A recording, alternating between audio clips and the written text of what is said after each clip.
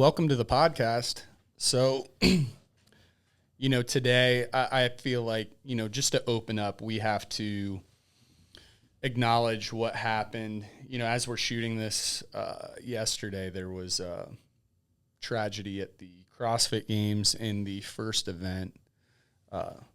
Lazard Ducic passed away on the run swim event. And, this hits pretty close to home. For me, it was really upsetting to see it, with my brother passing away, just about a month ago. And I'm still, very actively grieving that. And then to just see something like this with all eyes on it. And it's just a blow to our community. And it's something everyone gets excited for every year. And it seemed like we've started to get some momentum back with the games and everything. And the events looked really cool this year. And then, for this to happen, it's, I don't want to go into like blaming this, that, or the other. It's just really horribly sad. And it's, watching it and, it's kind of like a perfect recipe of a lot of things going sideways. And my heart goes out to that family. And then anyone who was there or was close to him. I didn't know him personally. Just a fan of him and the sport. And, he's like the best European athlete out there and had made the games, I think, 4 straight years in a row. And gosh, he was right there in the top. And it's a super, super tragic thing. And I just think, I only felt right and to start this podcast and acknowledging that, before I get into it, because I can't pretend like that didn't happen. And that's not something that's going to be weighing very heavily on all of us and anyone who is a part of the CrossFit community. I mean, it's international news and it should be.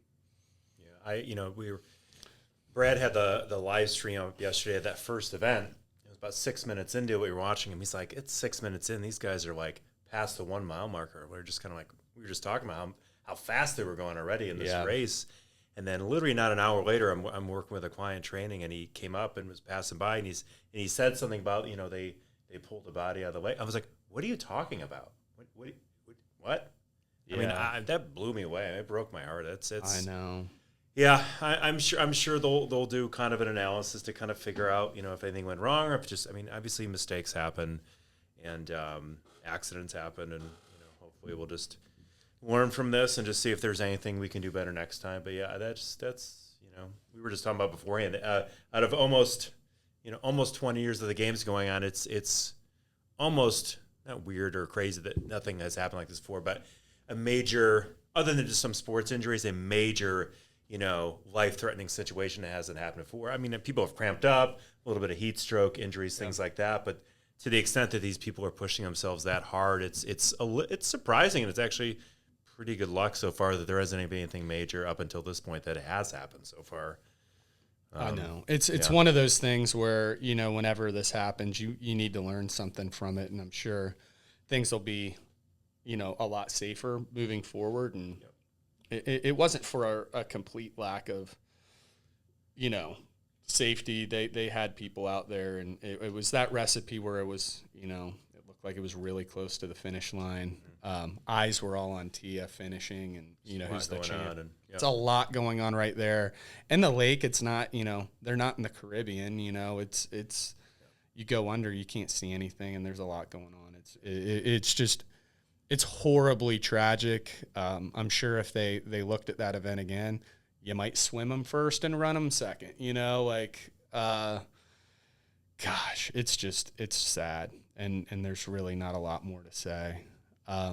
Just a lot of speculation now and just kind of guessing online, but yeah, we'll kind of figure things out as we go. And obviously they're kind of releasing some information as far as how the games are going to proceed from now, as far as having representatives from the coaches and the teams and things like that to figure out, what we want to do going forward. And they're resuming today. Yeah, they're going. Yeah, they're going today, which I'm happy they are.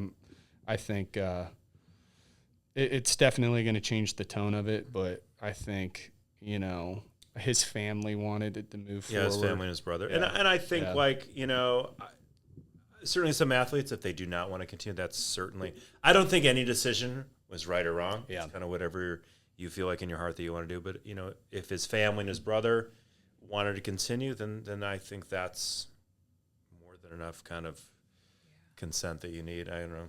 I mean, I kind of hope for everyone's sake that it was something that they couldn't have prevented. Like you were saying, like maybe like a cardiac arrest event, or as hard as they're pushing. I mean, I'm truly kind of surprised that under like such heat we've had, you know, in California, and I'm surprised nothing's happened before. I mean, I'm not to minimize what happened, but I mean, if you look at like marathons, Ironman, like you have, when you're pushing your body that hard, it breaks sometimes. You know? Death is tricky, though. I mean, we're always going to look to, you know, woulda, coulda, shoulda, and place blame. And, you know, I think we can look forward and try and learn from it. But gosh, it's just a really sad thing. And I hate, you know, the people I feel for them, and you know, people are going to be angry, is like people like the lifeguards and safety staff who were there, who you know, they missed a call, or they missed seeing them, and it's tragic. You know, I think, you know, moving forward in the podcast, what I wanted to get to, and you know, this may be a topic we come back to at some point, but something that just came up in class, and you know, this week, I had a member, Alex Carrion, really awesome member, great athlete, asked me a question about what dumbbell weight to use on. We had a row, single dumbbell shoulder to overhead workout. You know, we have 3 options with our workouts. So we have our open performance and then our fitness one. And the dumbbell weight ranged from 70 down to 35, and he was between the 50 and the 70. And he said, which one should I use? What's the stimulus we're looking for here? Great question. So I was like, this is an awesome question. I said, Alex, what's your personal goal right now? Are you trying to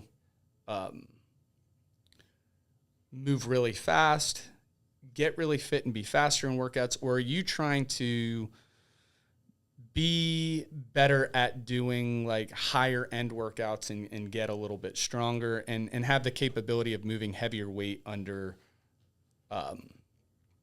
you know, a higher heart rate? And he's like, probably the heavier weight under a higher heart rate. And I asked him to hit a few reps, watched him. I'm like, you can handle that weight fine. And then he crushed the workout. He did very well. With the 70? With the 70, yeah. So he took on the 70, and I recommended that he used the 70, and he moved really well on it, and I think he did it pretty close to the time I did with the 50. So he hit the time range we're looking for.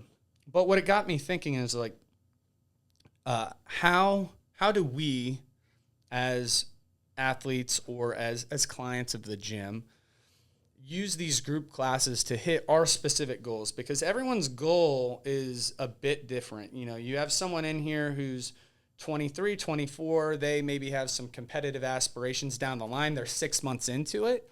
It is probably a little different than, you know, someone who's been here for a decade and they have kids, they're 4-day-a-week CrossFitters, and they want to sustain fitness for a long time, and their goals might not be so much performance-based. So how do we customize that same workout? Now, we have 3 different options, of course, but how do we attack that and approach that day by day? And I thought that was like a really good topic to kind of just like talk about and debate, you know, within just the CrossFit program. And then we can get into how to like maybe mix and match things or go to a different program. But a lot of people, you know, hey, my schedule works where I come in here at 8:30 every day, and my goals may evolve and change a little bit, but that's my workout time. I drop my kids off, I've got that hour, and then I'm off to work myself, or I have things to do.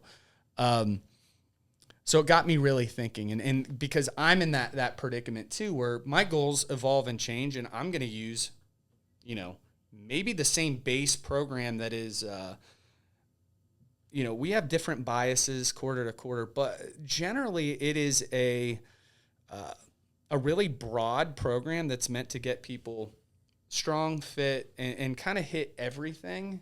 And if you have a goal of maybe getting a little stronger, or getting ready for maybe a running race, or, a couple years ago I did that boxing match, I approach those classes a little bit differently. So, first and foremost, like, okay, let's say you want to get stronger. One thing is we post all the workouts a week out in advance. Make sure you come to the days where we have the lift and then the workout afterwards.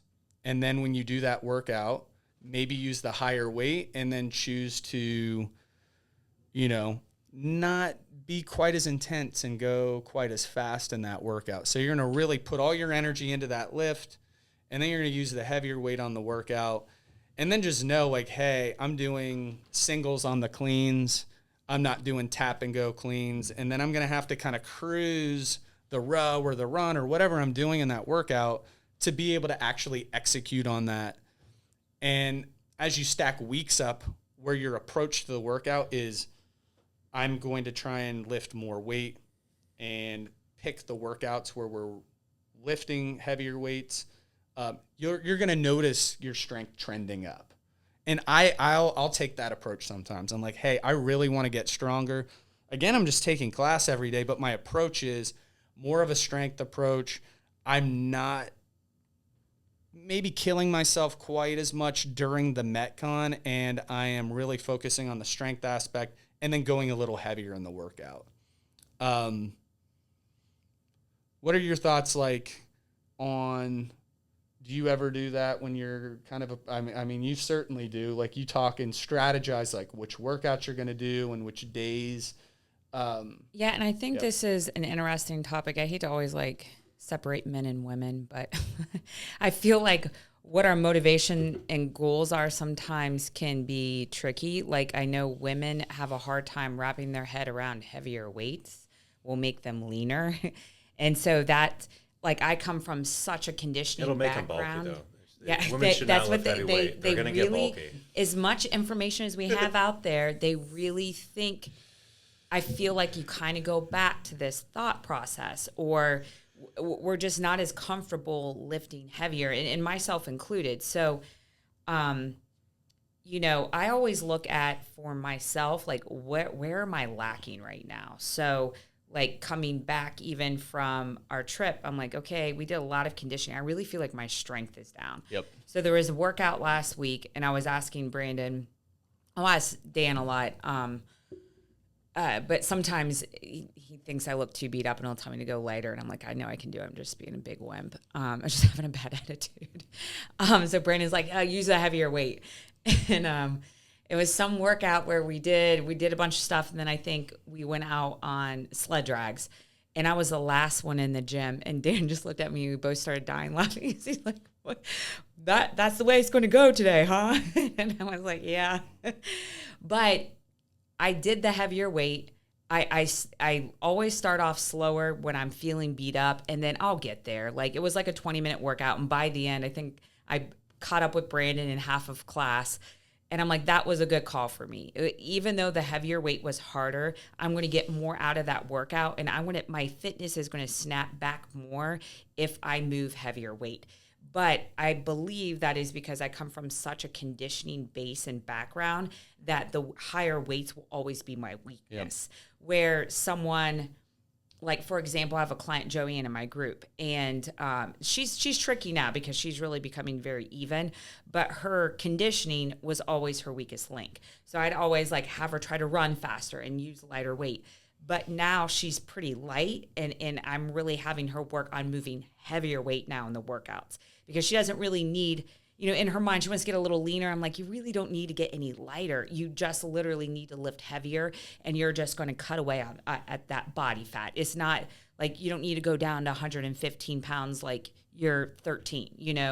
I think it's hard for, as much as and I hate to say this, but I'm at fault too. It's hard to not always want that scale to go down and like you're winning something, like it's your bank account going up. And it's a flawed way of thinking, but I think it's something most of us battle.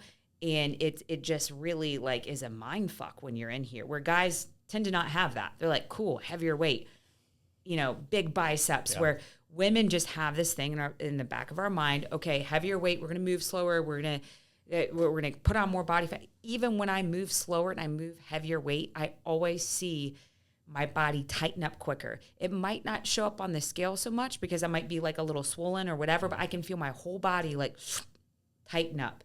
And you just have to be patient with that, but you will always have the desired result, I think, in the mirror if you can focus on your weakest link and get the stimulus out of the workout. But I think that's key, is like work on what you're not good at. So if that's higher end movements, like, hey, instead of just doing knees to chest today, you're going to chip away at toes to bar 2 at a time. And I know that's really hard for you, but that's the only thing that's going to get you better is when you're last in class, you'll find a way to start getting better at that. Like dips are that for me. I would always be the very last one to finish. I'm like, okay, well, you're either going to get better at them or you're just going to end up in this predicament every time. So you decide. But I think it is. I think it's much more of a battle for women. I see men having an easier time with that than women. And then it's, the competitive thing.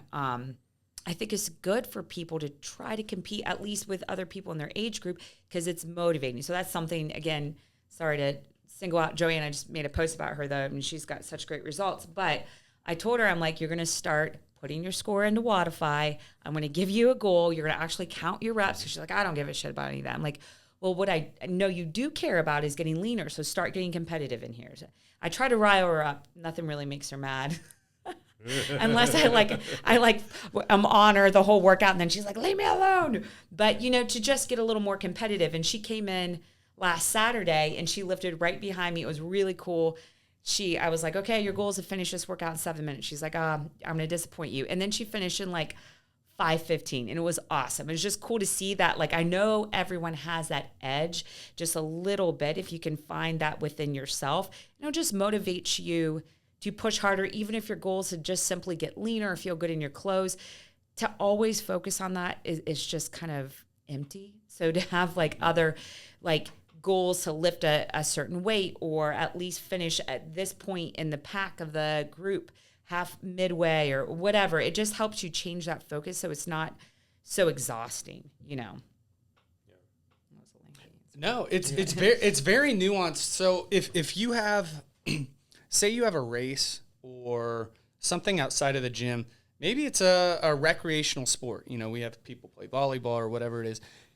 Using the classes and the group training as a way to support that sport can, again, take a completely different approach where you, I think, will then you're less competitive with the training in here and using it as a way to support that sport and get in exercise that's going to kind of tighten up and strengthen other areas you're not using in that sport. Again, since it's probably the only thing I've done in a real competitive way in the last couple of years, that boxing match I did CrossFit class 3 days a week, and I approached each workout. The weight was moderate at best. I didn't go too heavy.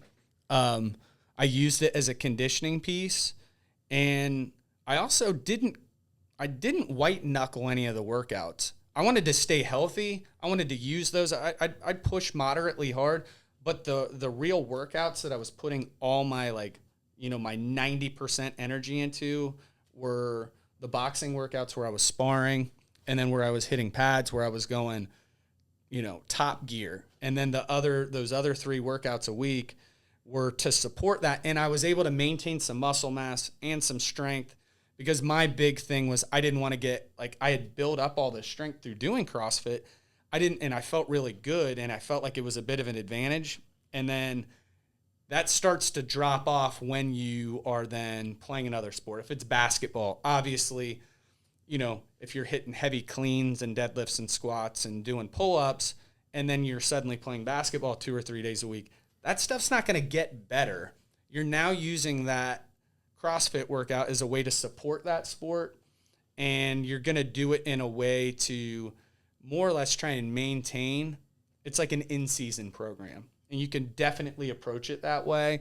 And I recommend people do, you know, if they're doing another sport or they're training for like the half marathon. If I'm training for the half marathon and we're working up to a heavy triple on a deadlift, I'm going to go ahead and get to about maybe a 7.5 or 8 RPE on that deadlift. You know, like, that's moderate for me. I have, you know, I'm not going to hurt myself. I'm not going to have, DOMs the next 3 days. That was a heavy enough stimulus to allow my strength not to just continue to drop off super fast. I think that is a great way to customize CrossFit to that goal. And then for a lot of people, especially as we age, approaching it that way just generally is not a bad idea to just continue to go.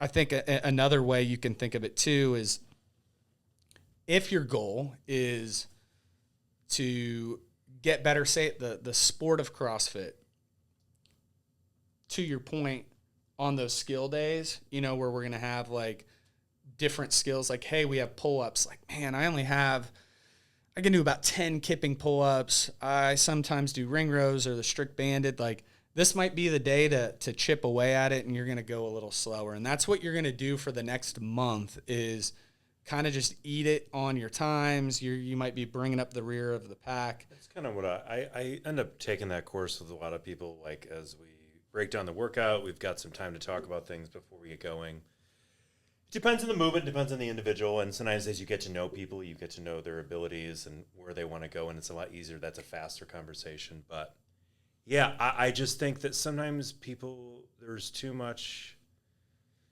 of a feeling of, you know, I don't want to be last year. Like, speed is the thing that I'm looking for here, and it's like, no, I want to get you better and stronger at this movement. So if we have 10 pull-ups in the workout and it maybe takes you 4 or 5 sets to get through those, I don't care how slow you go. If you want to get better, and you got to do the thing. Yeah. Like, I don't want you just moving to ring rows and being stuck in there for 5 years. Yep. I think that's a big whether battle. it's toes to bar or push-ups or something, stop going to the easy thing. Yeah. Get off your knees. Like, it just means you're going to hit failure points, or you have to break up your sets more. And it's like, no, I got to go faster. I'm like, no, you got to get better. Yeah. You got to get better and stronger before you can go faster again. Like, And that's you're tough. taking a couple Yeah. steps back before you need to progress further. Like, otherwise, you're not really getting any better or stronger or anything if you just continue to take the thing that makes you move faster. Yeah. You know? Well, I think that brings up another topic of like, hey, where you finish in the workout doesn't mean that you're actually better if you're not doing like the highest end movement or this or that or the heaviest weight, but sometimes that also might not be good for you because you're going to beat your body up so much. Like, I could have probably tried some of the open weights, but I'd make it 2 days and I can't walk today. And, you know, so it's really trying to wrap your head around what's best is best for you that day, and finishing fastest isn't always the goal. I was just having a conversation with Lily yesterday because she's thinking about doing the half marathon, and I think she would love it. And I was like, actually, what I did the last half marathon I trained for, and Dan helped motivate me. It was the only half marathon he ever ran, and he crushed it. I think he got like 90 minutes or right under, which I was trying to chase him the whole time. He was sub 7-minute miles. Yeah, he was like a 6:49 mile. And I was really proud. It was my fastest time. I was like 1:33, which is like 7:09 miles. But what I would do is I would do a CrossFit workout, and then I would go out on a run. So the CrossFit workout would kind of take, like, that's going to beat me up a little more. I don't want to do that too exhausted, but I want to teach myself to run tired. But I would run like 3 or 4 miles. So I wouldn't have so many miles like on myself. Yep. it got me in the best shape. But I was kind of advising her to do the same, like do the CrossFit workout, go out and run, and then have some straight runs, a couple times a week. That's how the Billmans are training. And we've had them on the podcast. Yeah, That's how they train for those Spartan races. It's less impact on your body, and it really helps.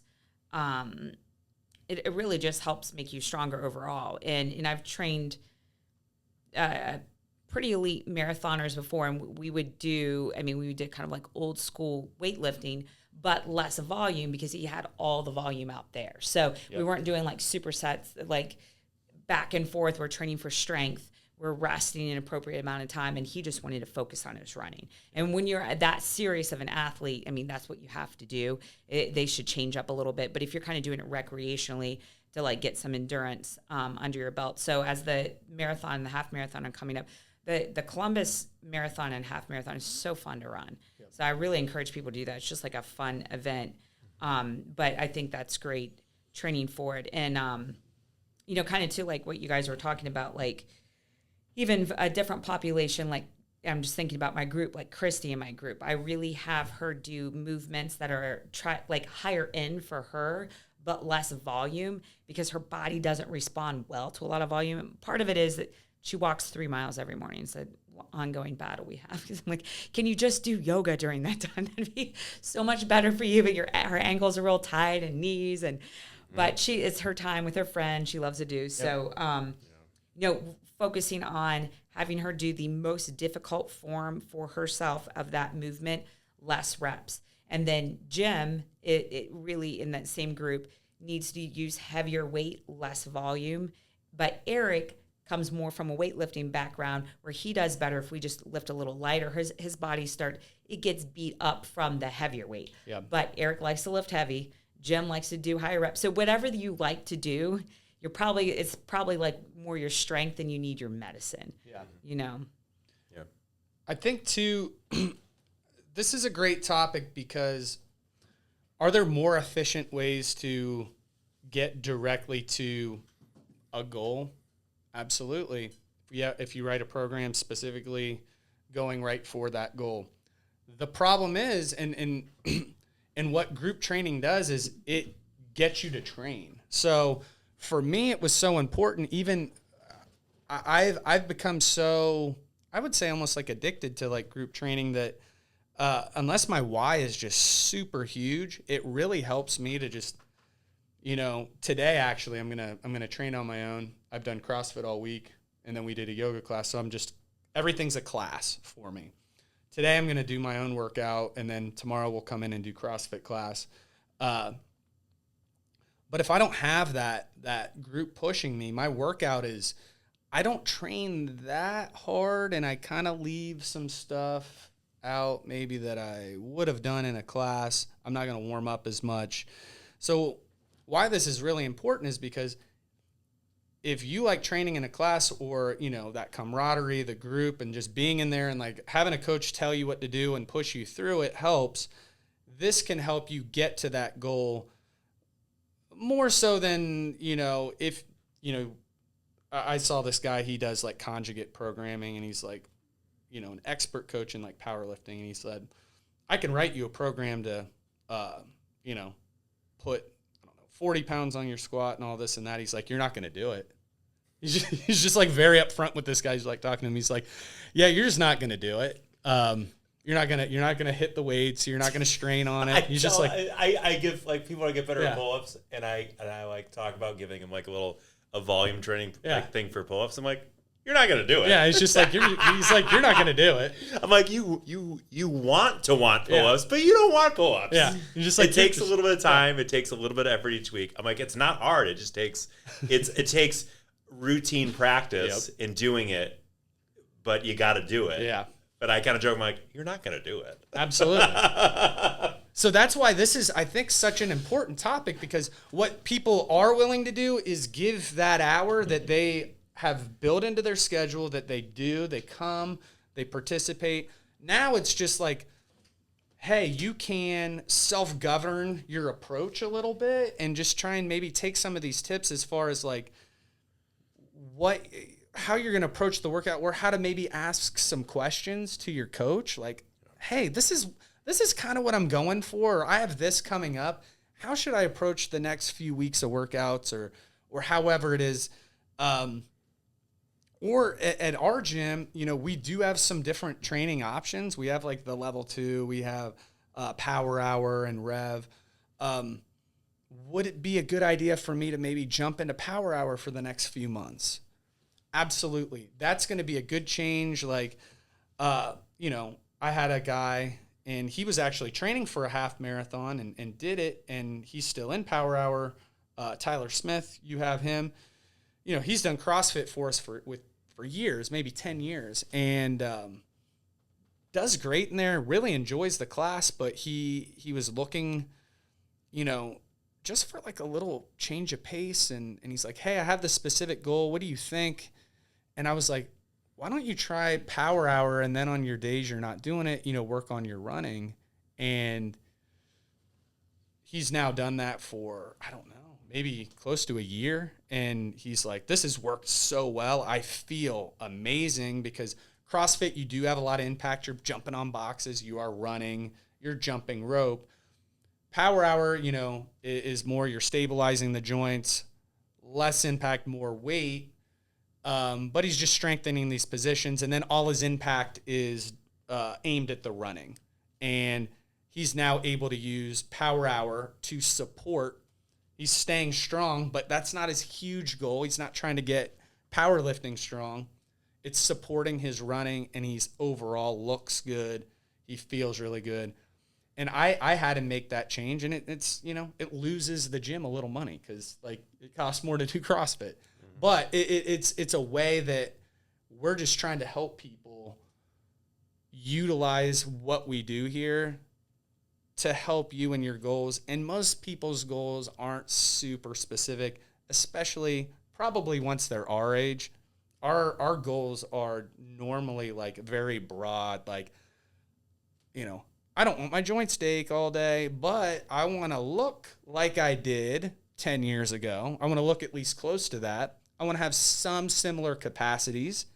I want to get back to maybe lifting close to that amount of weight, or regain a function and movement. That's something I've helped Pete with. He'll use CrossFit as a base, and then I'll write him a little extra training, and then he'll get his ring muscle ups back to the capacity he had 10 years ago. Or we recently worked on his Olympic weightlifting, just a little extra credit after class. I peeled 2 CrossFit classes off of his weekly schedule that he would normally do. And I said, hey, take this day, go walk over to a platform, and here's a workout that you're going to do once a week. We did that for about 8 weeks. And then at the end, he checked off his level 2 checklist on the Olympic weightlifting. At 46 years old, he had checked all these off at like 35, 36.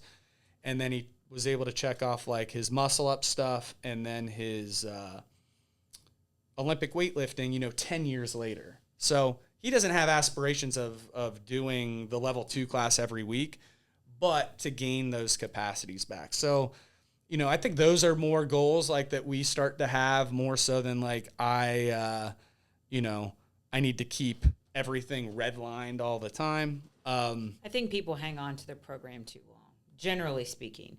Whether I love doing CrossFit, but we're gonna go through a power hour cycle. Yep. And it's gonna be hard to not like have that CrossFit fix, but I can feel my whole body is just kind of like, okay, it's time for a little bit of a change. Yeah. And when you feel that, regardless if it's from like power hour to CrossFit or maybe do old school bodybuilding workouts for a little while, like just not taking every program so seriously and then staying in there too long, like you're giving up on something. I think they're meant to be cycled through.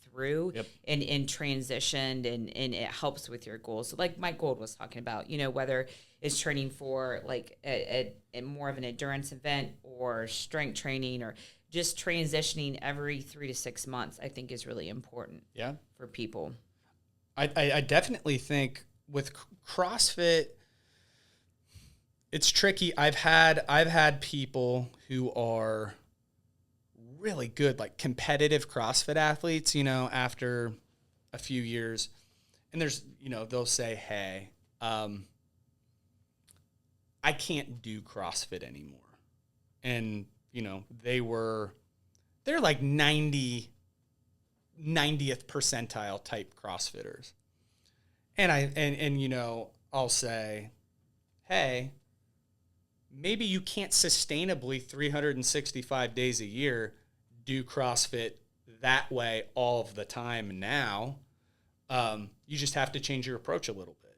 It's as simple as that. It's just like, yeah, can you do handstand push-ups and ring muscle-ups after a full CrossFit class for skill work and just beat yourself down for 2 hours a day, 5 days a week, when you're 45 years old? Probably not. You just got to make adjustments. Yeah, you just got to make those adjustments, and you can express CrossFit for, indefinitely if you make those adjustments, similar to like a martial artist, like, who is a competitive one. Are you going to do it the same way at 25 as you do at 60 if you're a lifelong martial artist? Absolutely not. You're just going to express it differently. So I think people just get stubborn. And even like I'll usually do some accessory work before the workout. This week I was super tired and I'm like, I'm not doing anything before. I'm coming in and just doing the workout. It can be small adjustments like that. Or I'm just going to drop the weights down this week.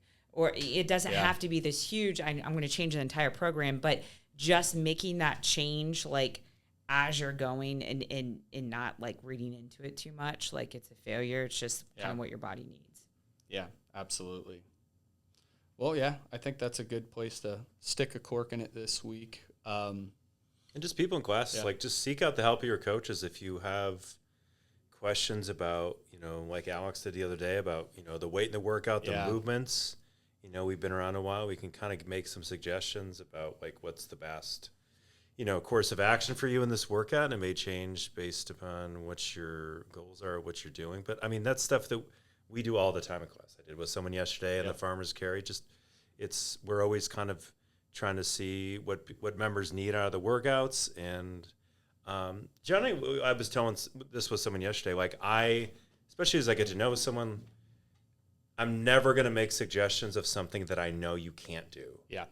Or that you're not capable of, right? So especially if it's just carrying stuff around or moving a sled and I know you're capable, I'm going to push you on it a little bit. I'm not one of those people that's going to irresponsibly push, a heavier snatch or technical movement that you can't do and just wait till you hurt yourself. So sure. Kind of trust what the coaches can do. Have that quick conversation before the workout of, what should I do? And hopefully you can find a good point where you're getting the most out of the workout and putting the coaches to use a little bit.